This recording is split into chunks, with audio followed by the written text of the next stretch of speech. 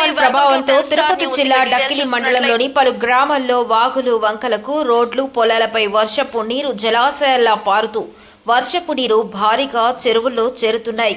ప్రధానంగా కమ్మపల్లి గ్రామస్తులకు తుఫాన్ ప్రభావంతో చెరువులకు కూడా నీరు చేరటంతో గ్రామస్తులు సంతోషం వ్యక్తపరుస్తూ వాగుల దగ్గరకు వచ్చి పర్యటిస్తున్నారు. అదేవిధంగా రైతులు జోరుగా వ్యవసాయ పనులు ప్రారంభిస్తున్నారు. డక్కిలి మండలంలోని పలు గ్రామాల వరద నీరు ఉధృతంగా ప్రవహిస్తూ ఉండటం ఆయా కాజ్వేల వద్ద పోలీసులు భద్రతా చర్యలు చేపట్టారు.